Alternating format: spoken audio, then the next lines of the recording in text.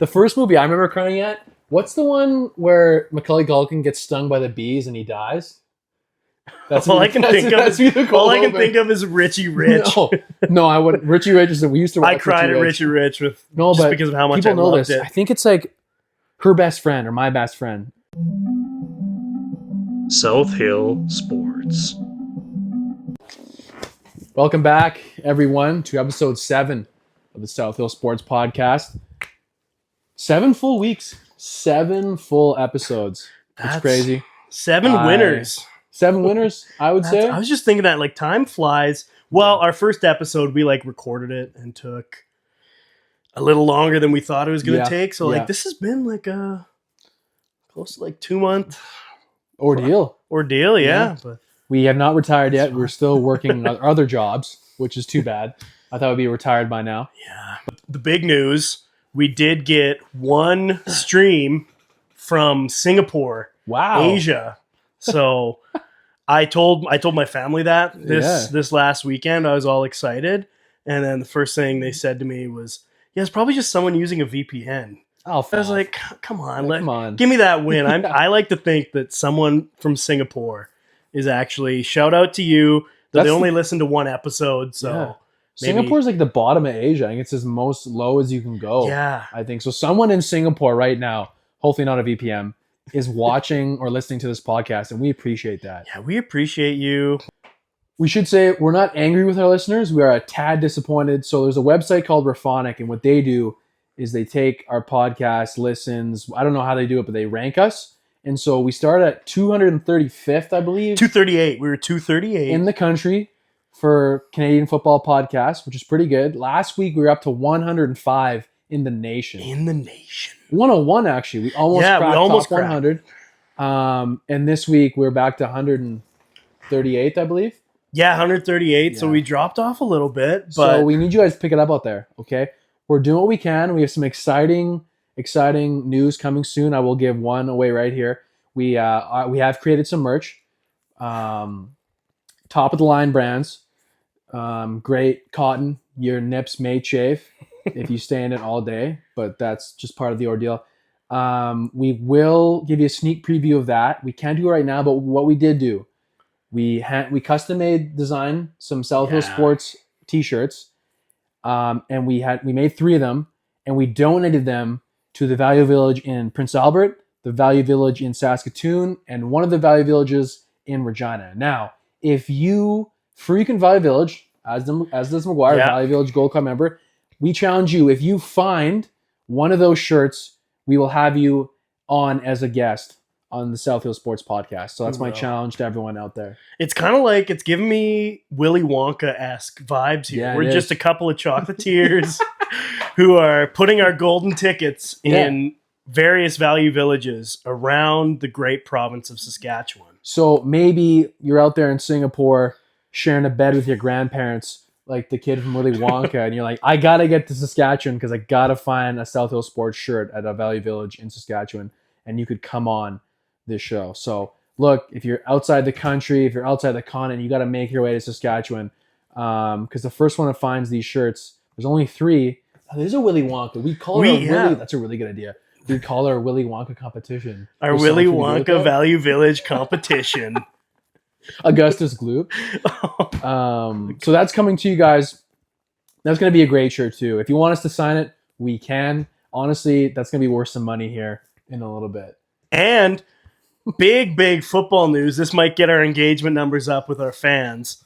Next year... Make sure my mic's on. Go ahead, sorry.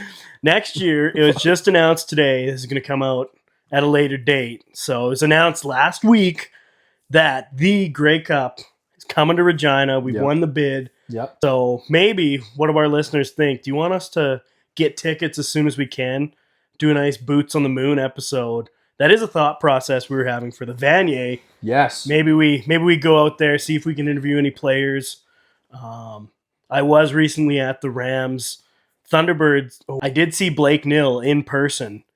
He was a couple feet away from me. I wanted to go over there and ask him, what did you think that Thunder the Thunderbird won Can West for the Mascot Showdown? Yeah. But I didn't ask him. Yeah, so far we've had 0 schools reach out to us about that, which I feel like, I guarantee that was we put a lot of time into that with ChatGPT, but no schools have reached out to us for that. So maybe we need to do a better job advertising. I'm not sure. Right now we've hit it. We'll be honest with the listeners because we respect our listeners too much. We've hit a bit of a wall. We're hearing some mixed reviews. Dane Knox, our good friend from Moose Jaw, who's actually having a child. Congratulations to Dane. Congratulations. He texted me and basically just told me straight up that the last episode was not very good. And I asked him what he didn't like. He's like, well, I just skipped through all the mascot stuff, but the ending was good. So I said, well, you know what? Yeah, it's only our 6th episode. But art is subjective. Well, the thing is, too, so we came up with the concept of Deadliest Warrior with mascots, which we'll put a little teaser in here. Stay tuned for later. We are going to have the Vanier Cup of mascots. But we put that together. We had the idea. We were like so excited to do it. Spent so many hours compiling the list, running the simulations through Slytherin Studios. Mm-hmm. And then when we were way too far in, I started gauging random people. They kind of thought I was a bit of a freak, just walking up to them being like, have you ever heard of the show Deadliest Warrior on Spike TV? And I'm going to say probably 3/4 of the people had no idea. Yeah, but that's on them though, I would say. But then the small number of people that were like, oh, I know what Deadliest Warrior is. They were so excited. They're like, oh, that sounds amazing. Yeah. So what I want to do maybe we just went too niche. Maybe, yeah, but you know what? What I want to do though now is get those people together and let's have a Deadliest Warrior marathon. I believe there was 5 seasons. They get consistently shittier. The first 2 are really good. Yeah. So maybe what we do is we're gonna have right now. This is a big deal. We're gonna have a South Hill Sports Deadliest Warrior Season 1 viewing coming here soon. We're gonna announce that. I don't know where we're gonna do it. Maybe we could set up a projector on Deb and Dave's front lawn. Maybe that guy will. Maybe we... No, it's not that type of party, sir. Maybe we rent out a room at the Italian Club. Yeah, we could. See how many people we can do a nice merch merch sale. If we're renting a room, we're gonna have to recoup smoke some Cubans and watch Shaolin versus Viking, Deadliest Warrior. Yeah, watch the Mafia versus Yakuza. Yes. That was a good one. So look, we have 2. We have our merch giveaway and the Deadliest Warrior marathon coming up here. So look, we respect our viewers a lot. We're trying to give you guys what you want. We're going above and beyond, in my opinion. So you just bear with us. I think the problem is too, I think the first 6 episodes were so good. We may have set the bar too high. And it's like Star Wars, Our first trilogy was unreal. We put out the second, maybe the prequels weren't as good, but you know what? We're going to find our way back, I think. Yeah. But then the thing is now when people, when people think about more of those, the Star Wars movies, like the trilogy, you turned her against me. The prequel trilogy, people didn't like at the time, but now you go back, everyone loves them. Yeah, it's unreal. So maybe that's going to happen with our episodes. Maybe. We're going to shoot up. Yeah, we're at 70 subscribers now. I'm hoping. I thought we were going to be at 70,000 by this point. So. But shit. Last time I did this, we had to bleep it out. So you just gotta. Yeah. I'm like double hand twisting it. You just gotta. You twist it. Oh, there we go. There we go. With the old Simon Birch. We honestly should have named this show the Simon Birch Cast. Okay, this is another big deal. We will also be doing a live Simon Birch viewing for those that haven't seen it. Okay, so you went around and asked people they watched Deadliest Warrior. I had a lot of people ask me, what the hell is Simon Birch? And to that I said, what were you guys watching as a child? Yeah. Simon Birch is an incredible movie. I'm not going to ruin it for you, but it's incredibly sad. It is. It's kind of... It's heartwarming. It's heartwarming. It's humorous. But it is sad. Yeah. It is. It's one of those, it's probably one of the first movies that I ever cried at as a child. That's a good one. We watched it in, elementary school, What's the first movie you ever cried at? I would say Simon Birch. Or Jack Frost. Here, you want me to... Jack Frost was... Oh, when the dad dies, and then he's doing he's making the snowman, and it's... I can't get that. And what song is playing? It's the Fleetwood Mac. Oh, Lancelot, yeah. Lancelot. And he puts the scarf on, and then Michael Keaton comes back to life as a snowman. The J shot. The first movie I remember crying at, what's the one where Macaulay Culkin gets stung by the bees and he dies? That's all I can think of is Richie Rich. No, I wouldn't. Richie Rich is we used to watch. I cried at Richie Rich because of how much people I know loved this. it. I think it's like Her Best Friend or My Best Friend. I've never seen Hit us in the this. comments. Kyle Borsi, you only got comments on our video. Shout out to you or Drew Bars too.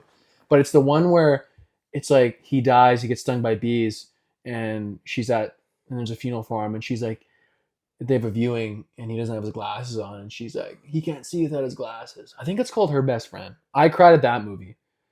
But I'm completely lost here, which usually doesn't happen with me. What's the movie with Macaulay? He gets stung by the bees, and this dies? Is genuinely. If anybody answers this question, yeah, you get a massive shout out on next episode. Yeah, this is like a Final Jeopardy question.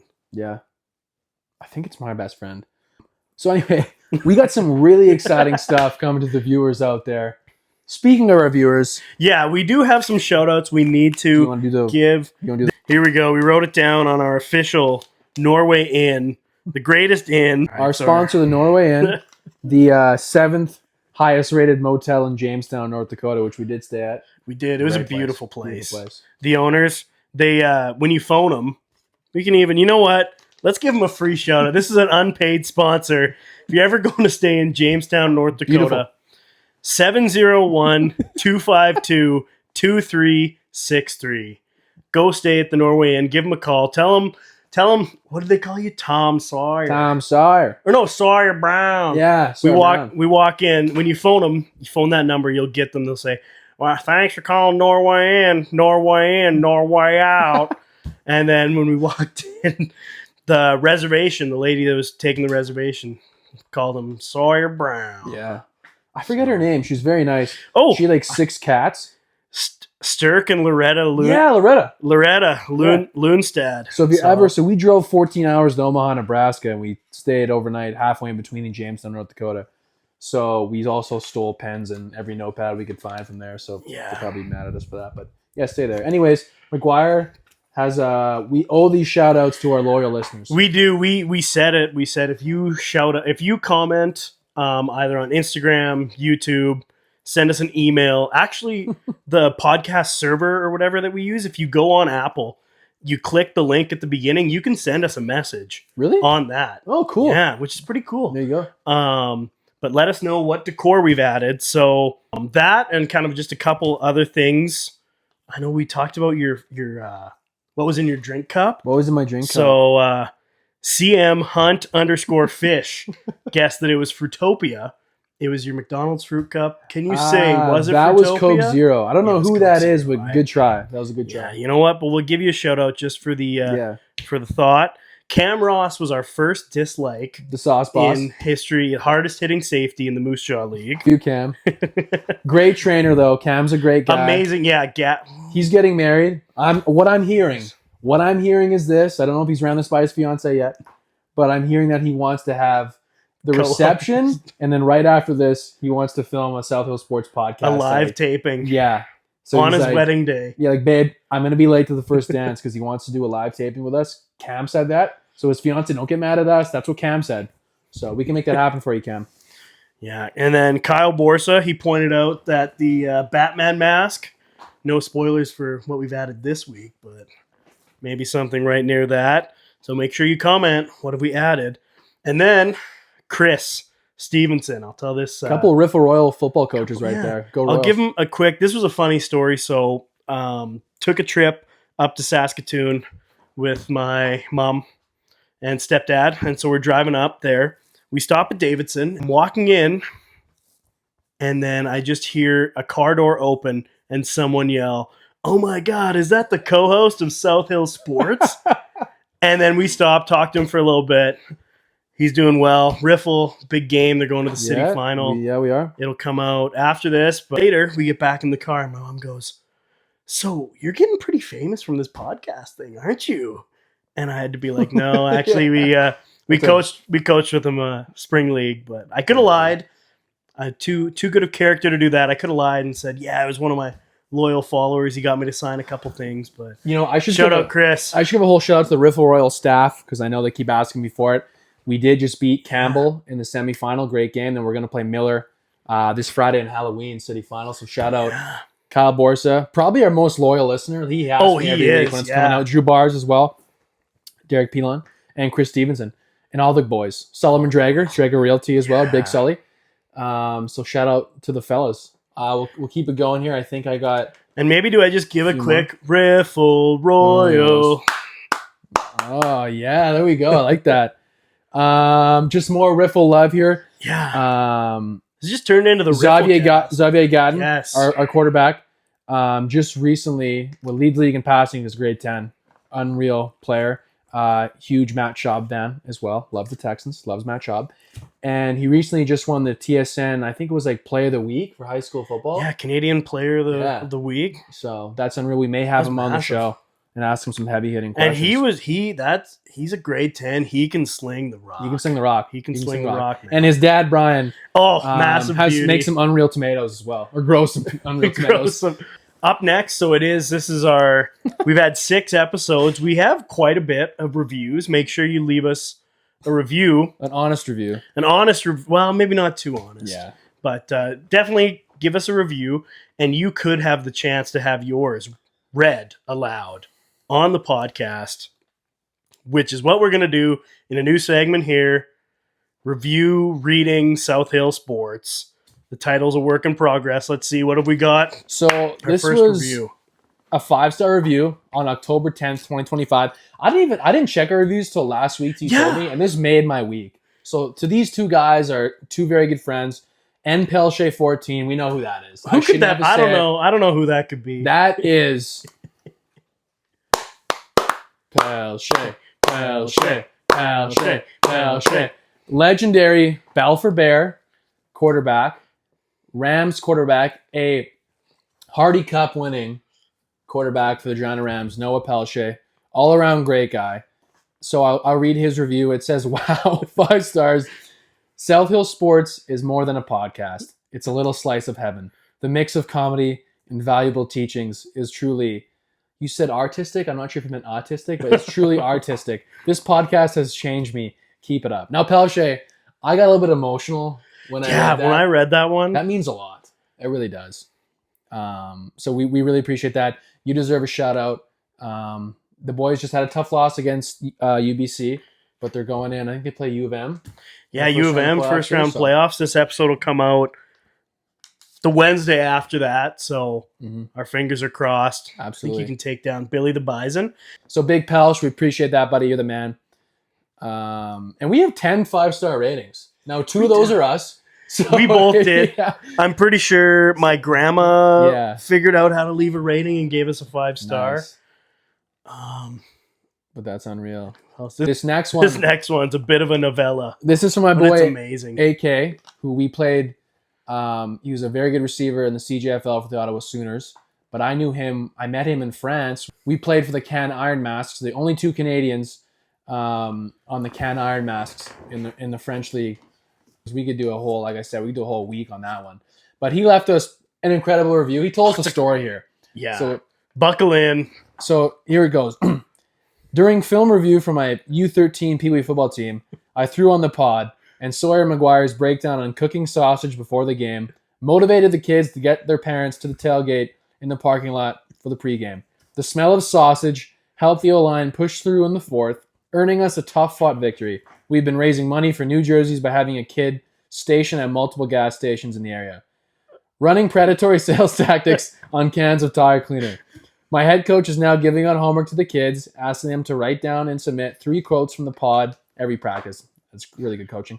We're planning a team trip to Moose Jaw due to the complaints from the parents that their kids don't know how to properly exterminate colonies of fruit flies in their drains at home. Hopefully, Maguire will be available to educate them during the trip. I'm sure he will be. Oh, I will be. Currently, the overall sentiment among the kids is disappointment in Sawyer for not giving a shout-out to the Bel Air Lions Pee Wee football team. Well, you know what? This is right to you. We're going to give you guys a personal video. To the Bel Air Lions Pee Wee football team, boys, you have a great coaching staff. All right? I know it's playoff time now. All right? I know you guys are listening to the podcast. We're treating you guys all the way from Moose Jaw and Regina, Saskatchewan. Okay? Do your thing. I tell you what, you guys make the final. I need to come back to Ottawa. We're going to fly out, and we're going to be there before the game. Maguire will hype you guys up. Maybe he'll be dressed up as Macho Man Randy Savage and give you guys a pregame speech. Oh, we should do that. If you were going to give a pregame speech to the Bel Air Lions Pee Wee football team, what would you say to them? Oh my goodness. This is a U13 team. On the spot. On the spot. So not many swears, though. You got to slip in a couple. It's a few. When you're a kid, when you're coaching like younger kids, you slip in one or two little swear words. You just see their eyes go like, "Ooh, you're not allowed to say that." But like just a little bit, just to tease them. Be like, so I'd probably say like, "Hey, Bel-Air, the Fresh Princes. Yes, you Fresh Princes. You go out there. You leave it all on the field. Go out there with the heart of a lion and attack. Offensive line, I want you to push through the whistle. I want you to take your guy all the way to the bus, just like the blind side. Michael Orr, Big Mike, Big Mike. Defensive line, I want you guys to be little savages out there. I want you to be a real pack of lions on the defensive line. I want you to impose your will every snap that you can. And if you do that, if you leave it out there on the field, you will come out as a champion. So go out there, Bel-Air Lions. That's a great name. Kick some ass. That is. You guys have a great coaching staff. I know AK's got you guys motivated, ready to go right now. You guys are destined for a playoff run right now, okay? Go get you one of these, okay? A little state wing. A U13. I don't know, you guys maybe in Nepean, Canada, Sandy Hill. Those only kind of neighborhoods I can remember in Ottawa, but go win you one of these, okay? And now can I go, okay? Yeah, here we go. Maguire talked about the O-line, D-line. We're going to win with physicality in the trenches, okay? Quarterbacks, running backs, receivers, I'm talking to you guys. We're going to air that ball out, okay? Woo! I want to throw that ball so deep, making such big plays, that the DBs have to call their parents and book a chiropractor adjustment for Monday because their necks are sore from watching that football go above their heads for a touchdown, okay? You got me, boys? Okay, so dial in, listen to the coaching, and let's get it done, okay? Like I said, you guys make the final. We're going to be there on the sidelines. I'll probably be calling plays. And woo! Get some! I'll just be the catchphrase guy. That's my favorite part of any football. Just walking up and down, just clapping, and then you give every once in a while a, get some! Come on, cheer your boys on! So make sure, if you're not a guy that's playing very much, make sure you hype your boys up. Have their backs, clap. Even if something goes wrong, don't get down. Just pick your teammates up. O-line, D-line, physical, DBs, linebackers, I want you to be ball hawks, okay? You didn't get to this point because you were reacting out there. No, you need to know what you're going to do, okay? We got a huge game next week against the Sandy Hill. You know what? It doesn't fucking matter who you guys are playing, all right? They're a faceless, nameless opponent, okay? If we show up and come correct, we're going all the way to the championship, and we're going to get a ring on our finger, okay? And we're going to take it to the grade 8 dance, whatever you guys have, before Christmas, and you can rock that thing. Okay, it's not gonna be so shiny. You're gonna have to put on sunglasses inside, which is pretty cool as well. Okay, cool. So we appreciate the love from AK and the Bel-Air Lions PV football team. You guys got this. That's a great segue. We're gonna talk about it is playoff football time. It is, and the reason I can just feel it. My knees are kind of sore. I wake up in the morning. My windshield on my shitty car, but my rims are clean because I've been using my tire cleaner still. Still have like 8 cans of that left. But a little bit of frost in the windshield lets me know, hey, it's playoff football time. It's a little bit cold, a little bit crisp in the air. It's getting dark early. Like, that's when you know. But when I think of playoff football, I think high school, we had a lot of success. I won 2 provincial championships. You won 3. 3, I think. So I have some good memories. I also have some heartbreaking games when I think of playoff football. Like, games that literally took my soul. I'm not... Oh, God. We went to the 2016 PFC final. The Hilltops just beat the Thunder. Yeah. Thunder had a great season. Scott McCauley, Coach of the Year. Well-deserved. But 2016, we lost by 3 to the Hilltops in the last seconds. And those are the ones that kind of stick with you. It feels like the life has been taken out of your body in the moment. The wind's out of your sails. I don't know if you have any. The OUA semifinal 2018, we lost on pretty much a Hail Mary to the University of Guelph when I was in Ottawa. That one hurt as well. It's just kind of a stunning feeling. It's so weird because when you lose, everything goes so quiet, and then you look across the field, and they're euphoric and freaking out, and you're the complete opposite of that. Like, it's tough. Especially a home playoff game. Yeah. That's the absolute worst when it's just like nothing's going right. You just can I have a drink? Do you want? I got some. Oh, I still have. He's going to love that. Actually, we do some more shout outs. We got to give a shout out. Hudson Taylor. He bought my parents' house in He did. Moose Jaw. Yeah, we he's on the didn't front lawn mention right that. We should have. Yeah, he's on the front lawn. But I've got a bottle still. It was my housewarming gift from him and his dad, Barry. Yeah, Barry. Big shout out, Barry. Shout out to Barry. Of the Fat Pastor.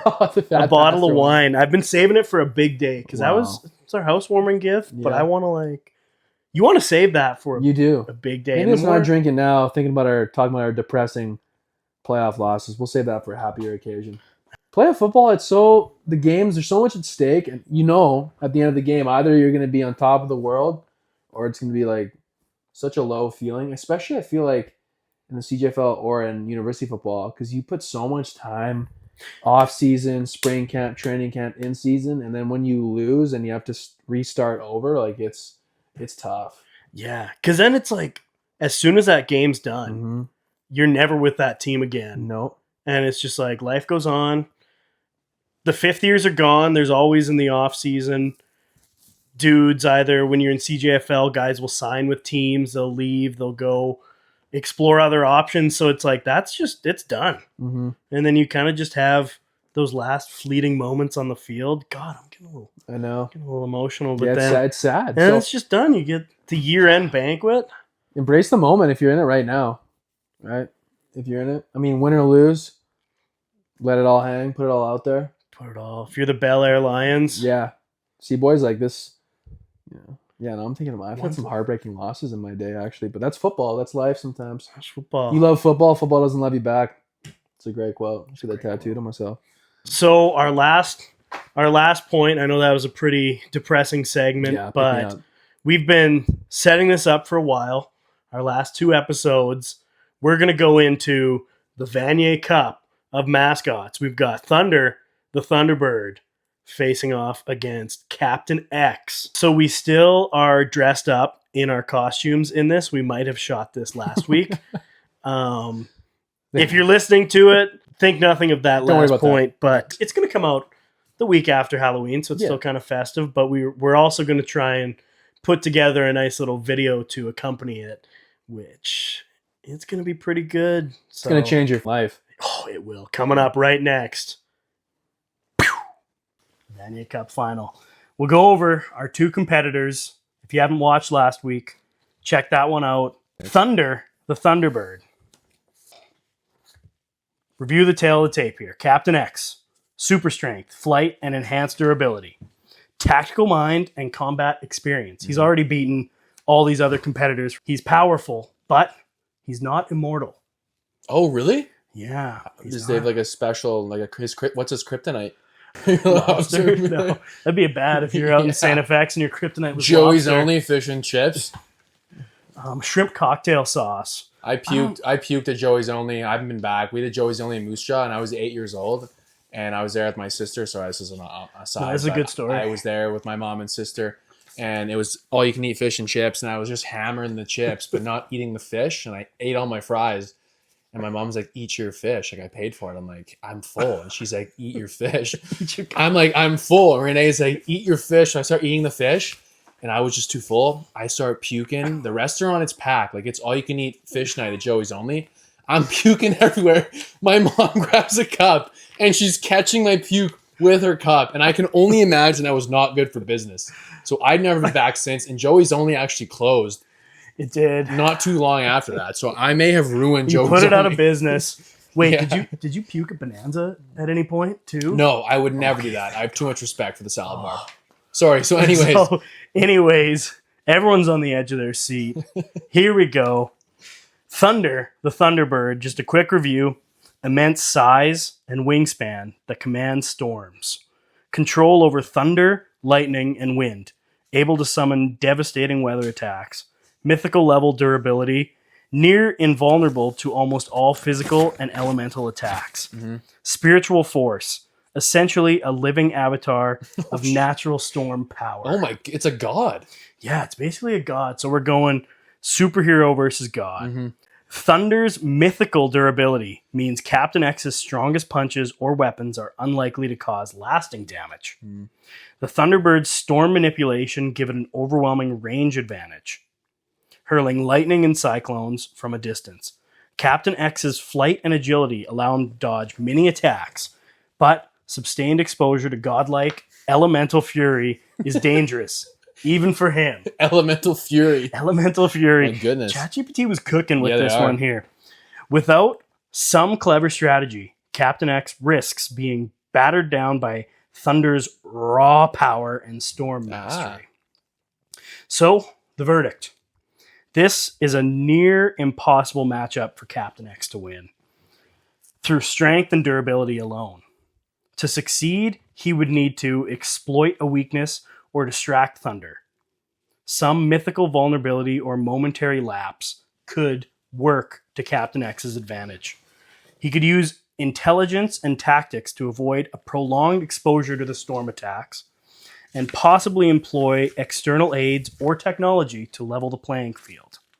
But we put this through the simulation 100 times, and Thunder, the Thunderbird, would almost certainly win in a straight fight, thanks to its godlike durability and control over elemental forces far beyond Captain X's natural limits. Wow. So, congratulations. Thunder, the winner of the Mascot Vanier Cup. UBC, national champions. Yeah, you guys can use this in recruiting. Yep. This will play really strong with a lot of people. They're going to love this. Imagine being on a recruiting trip to UBC and they're trying to close the deal as a recruit, and like with the parents, you sit them down and be like, let me just show you guys something if you're not sure if you want to come to UBC yet. Just there's a video of us talking about this and you're dressed up as Macho Man Randy Savage and I look like a penguin. Yeah. But yeah, again, your national champions, the most powerful, best mascot in U-Sports, according to Able Studios and South Hill Sports Podcast. So congratulations. Well deserved.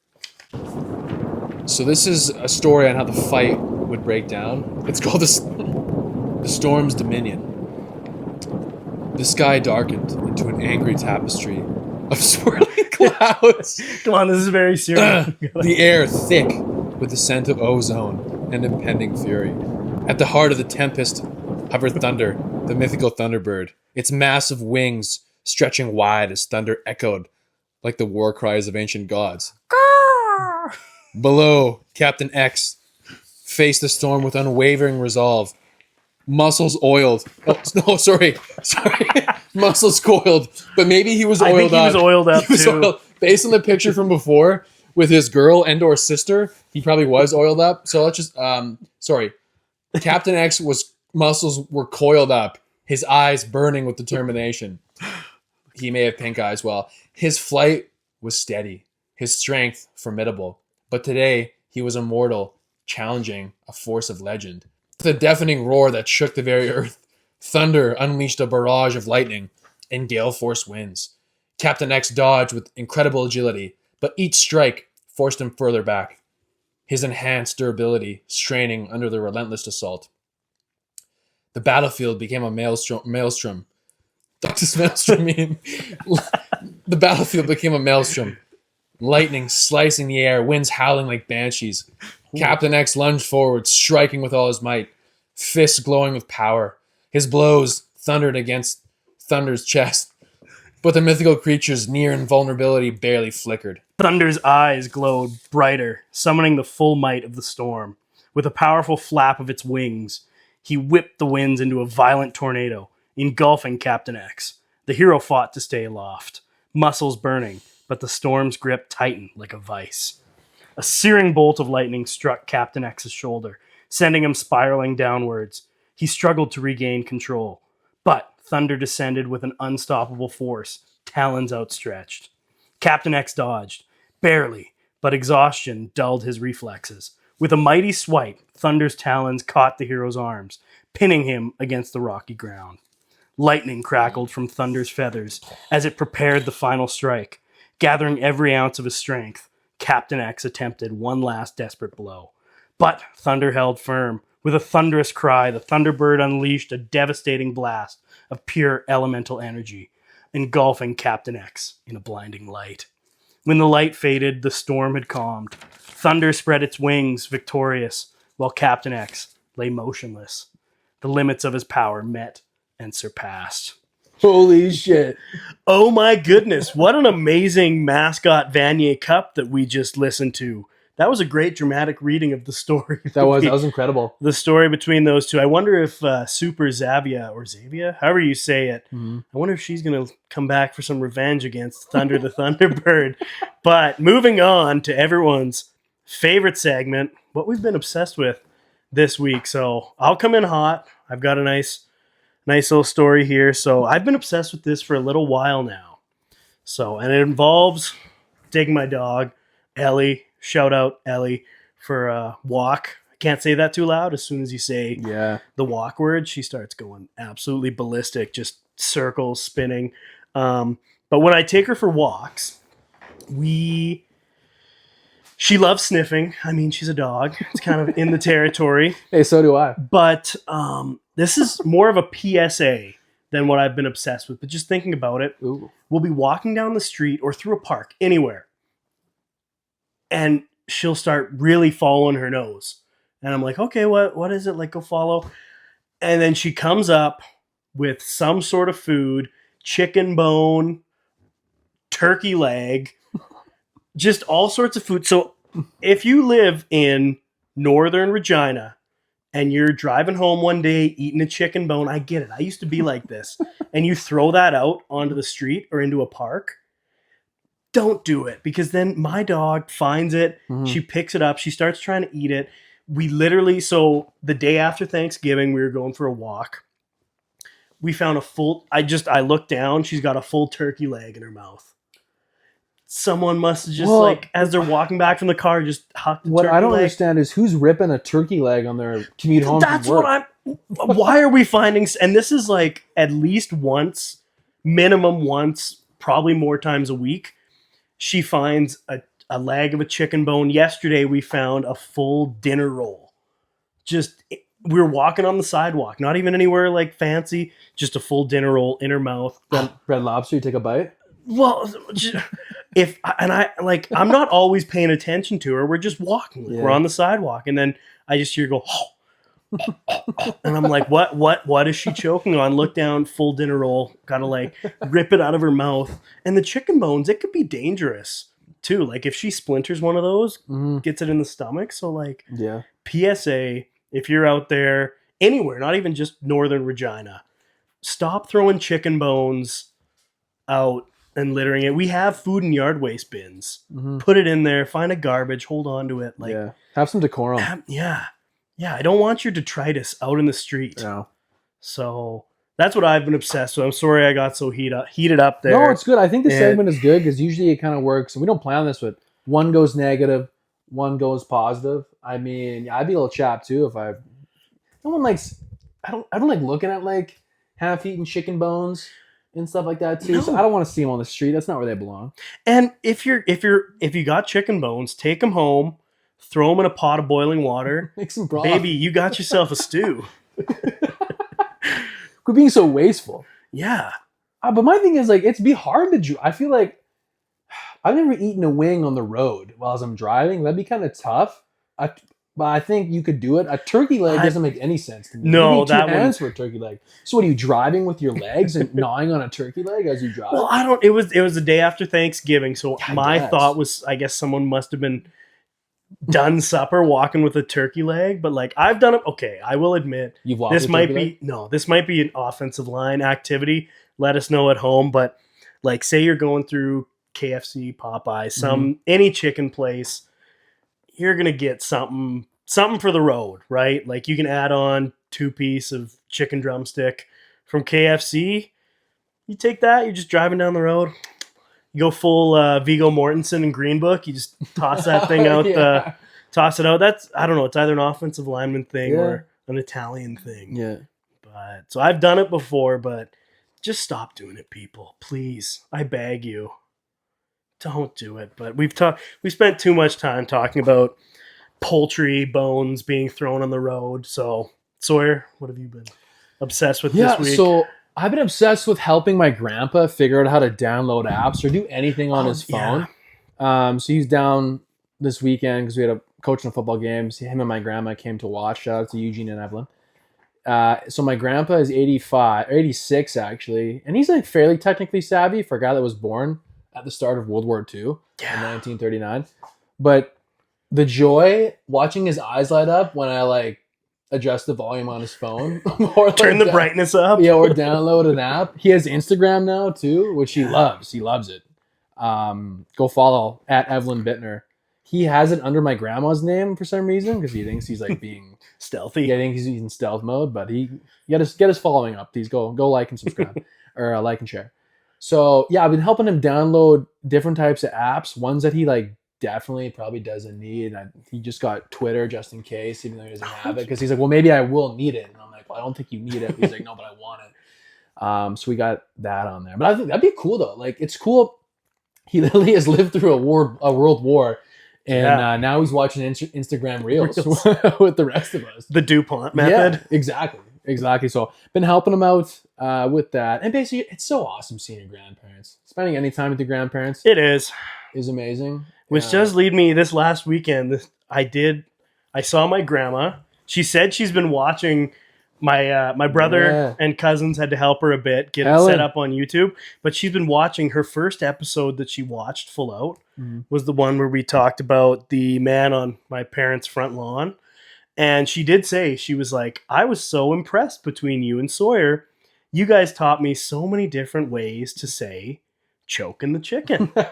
And so I guess in another way, we got to help another one of our grandparents teach them different phrases. We should get our helping the elderly badge, like the kid from Up.